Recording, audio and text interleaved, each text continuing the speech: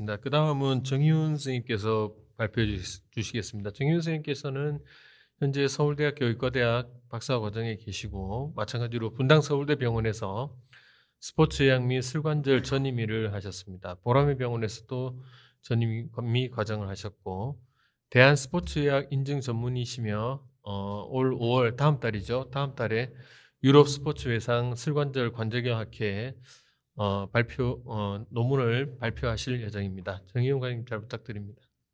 네, 안녕하십니까. 소개 감사드립니다. 이렇게 날씨도 좋고 일요일 오전에 부모님들과 코치님들께서 귀한 시간 내어서 이 자리에 함께 해주셔서 감사드립니다. 저도 오늘 훌륭하신 연자들 때문에 많은 걸 배우고 가는 것 같습니다. 사실 스포츠학에서는 그 유소년 시기를 매우 중요하게 생각합니다.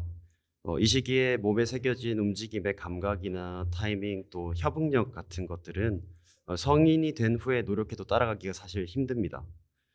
지금 아이들 곁에 있는 시간이 어쩌면은 더 중요한 시간일 수도 있습니다.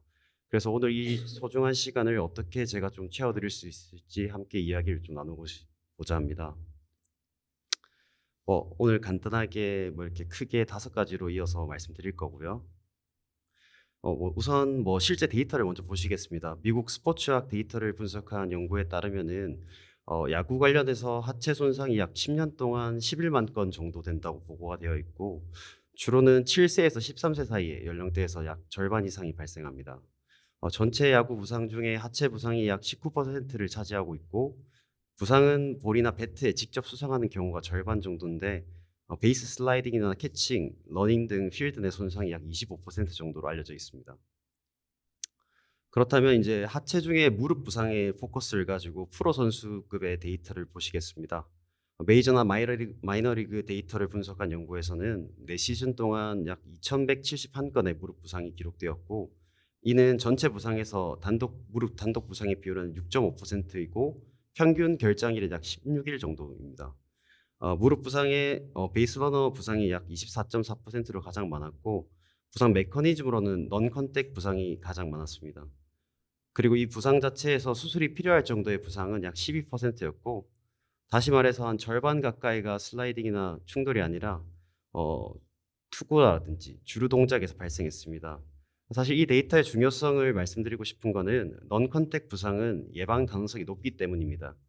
움직임의 패턴이나 컨디셔닝, 밸런싱을 통해서 상당 부분이 예방 가능하기 때문입니다. 표를 보시면 베이스 러너가 가장 많은 부상 빈도를 가지나 인필드 플레이어 같은 경우에는 무릎 부상 시 결장 기간이 가장 길게 됩니다. 공이나 땅 선수와 부딪히는 경우보다는 넌컨택이 가장 많았습니다. 무릎 부상 종류에 따른 결장 기간도 달라지게 됩니다. 전방 십자인대 파열은 약 156일, 외측 반월상 연골판 손상은 47일, 내측 반월상 연골판은 41일 정도 결장 기간을 가지게 되고 이 전방 십자인대 부상은 5개월이 넘는 큰 부상 기간을 가지기 때문에 이러한 심한 부상은 어린 선수에게는 단순히 한 시즌의 문제가 아니라 추후 성장이나 발달에도 큰 영향을 미치게 됩니다. 2023년 만장일치 MVP를 받고 최근 WBC 우승팀 베네수엘라의 아쿠나 주니어도 양층 십자인대 파열로 장기간 결장과 재활에 고생을 하였습니다. 그리고 뉴욕 양키스에서 활약했던 대만 출신 투수 완쟁민 선수는 2006년에 19승, 2007년에 19승을 기록한 에이스 투수였는데요. 2008년에 데릭 지터 안타로 2루에서 홈으로 들어오는 주루 상황에서 발에 리스프랑 손상을 입었습니다. 리스프랑 손상은 발의 중족부 인대가 다치는 부상인데 부상 이후에 발이 제 역할을 하지 못하게 돼서 앞서 센터장님 말씀하셨던 투구 메커니즘이 전체가 무너지게 되고 어깨 문제도 추가로 발생해서 2009년에는 1승 6패, 평균 자체점 9.6을 기록하고 양키스에서 논텐더로 재계약은 실패하고 이후에 하락세를 보이게 됩니다. 부상 장면 먼저 보시겠습니다.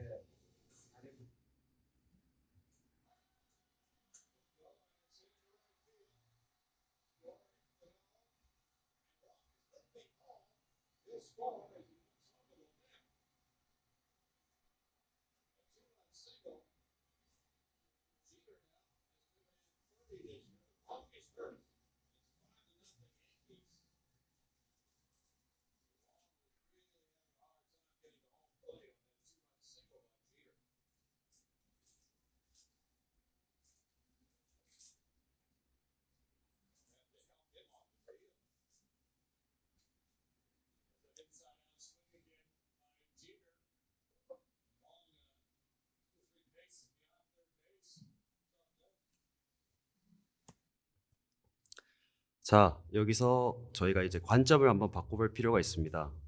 우리는 전통적으로 부상을 따로 생각해왔습니다. 무릎이 아프면 무릎 문제, 팔꿈치가 아프면 팔꿈치 문제로 독립적으로 생각을 했는데요. 그런데 최근 스포츠학에서는 이 전제를 뒤집고 몸은 연결되어 있다는 개념을 제시하고 있습니다. 특히 투구 동작은 하나의 연결된 사슬이라는 개념을 가지고 있습니다. 그리고 여기서 한 발 더 나아가서 상호 우전성이라는 개념이 있는데 한 부위의 문제가 겉보기에는 전혀 상관없어 보이는 다른 먼 부위에 영향을 미친다는 뜻입니다. 예를 들어서 앞서 말씀드렸다시피 고관절의 가동 범위가 부족해지면 좀 뻣뻣하네라고 느낄 수 있는데 이 상태에서 공을 던지게 되면 하체에서 만들어져야 할 힘이 충분히 나오지가 않고 어깨와 팔꿈치가 더 세게 돌면서 보충하게 됩니다. 이게 반복적이 되다 보면 팔꿈치에 부상이 오게 되는 겁니다.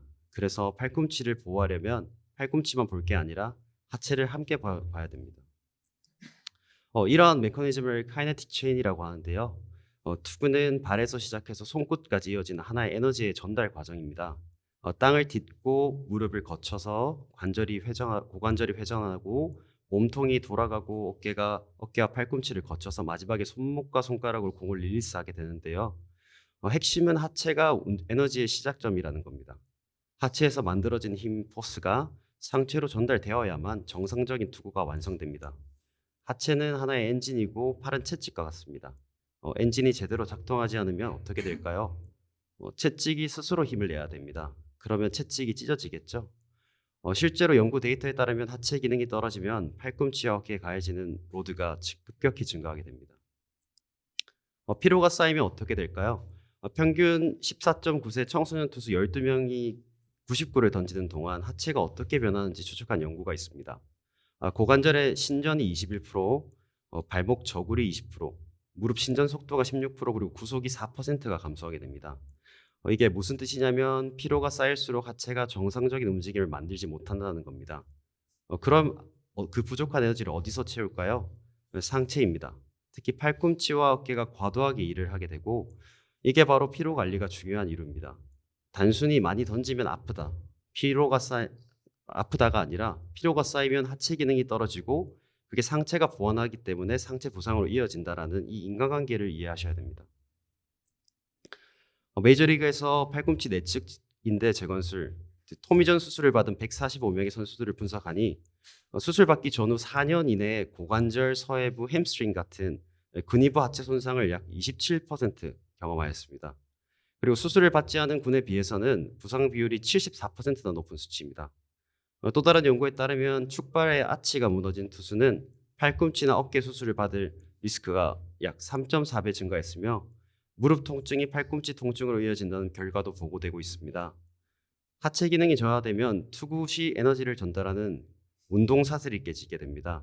하체에서 충분한 힘을 내지 못하니 이를 보상하기 위해 결국 팔꿈치를 쥐어짜듯 던지게 되고 이것이 인대에 치명적인 부하를 일으킵니다.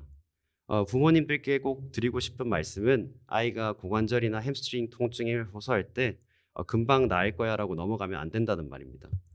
그 부상이 훗날 팔꿈치 수술로도 이어질 수도 있습니다.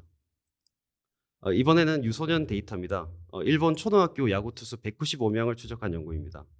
야구를 시작한 이후 한 번이라도 어깨나 팔꿈치에 통증을 느꼈던 부상군과 한 번도 느끼지 않았던 건강한 아이들을 비교하였더니 결과가 좀 흥미로웠습니다. 어깨 근력이나 가동 범위 차이는 전혀 없었고, 하지만 문제는 하체에 있었습니다.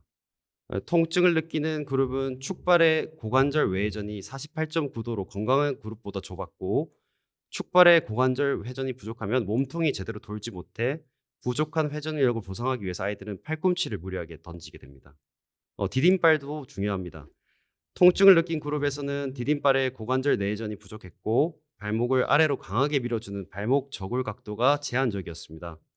디딤발을 지면을 탄탄하게 딛고 밀어주지 못하기 때문에 밸런스가 무너지고, 그 불안정성을 상체가 떠안게 됩니다. 이 연구가 부모님들에게 던지는 메시지는 명확합니다.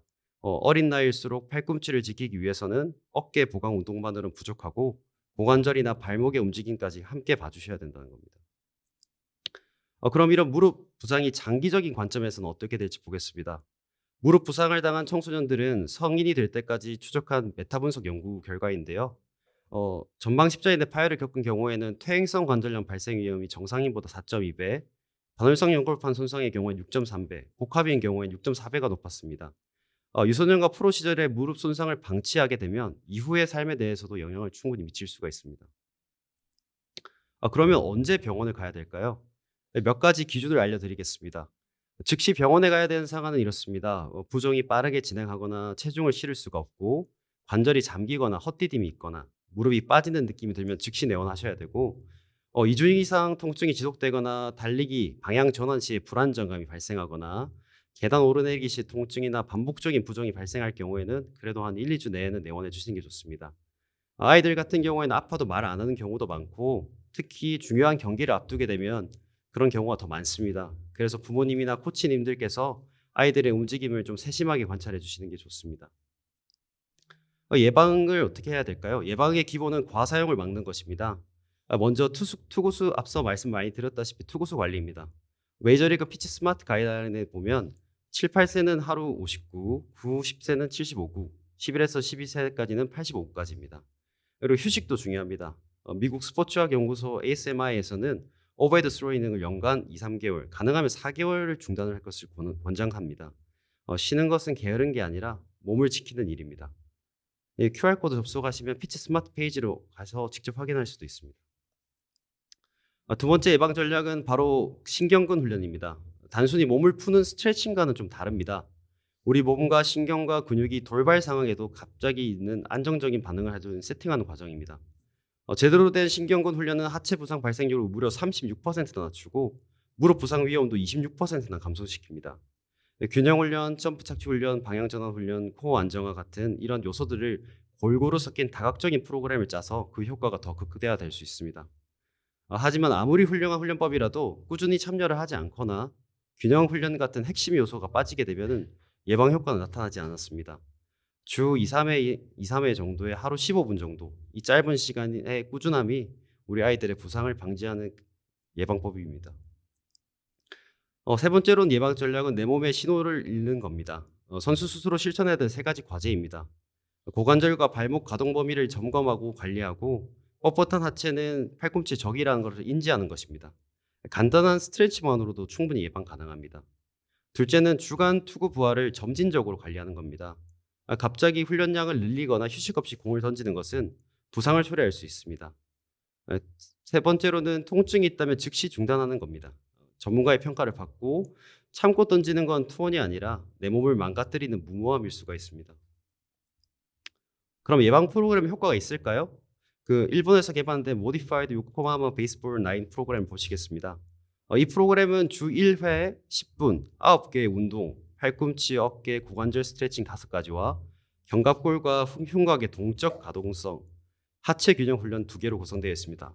앞서 훌륭하신 연자님들이 말씀하신 중요성이 다 담겨있는 그런 스트레칭이고, 이 운동을 일주 이상 꾸준히 한 그룹은 그렇지 않은 그룹에 비해서 내측 팔꿈치 부상 비율이 48% 감소하고 구속은 1.4마일 정도 증가했습니다.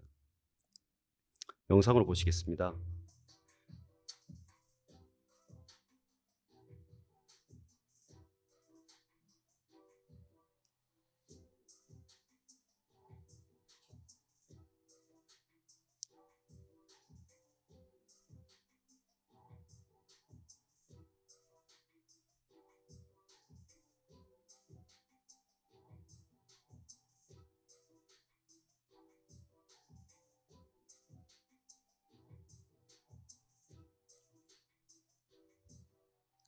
네, 여기 영상에서는 안테리어 숄더 스트레치는 빠져 있는 걸로 보이더라고요. 그래서 8개로 구성되어 있는데 추가해서 해주시면 좋을 것 같습니다.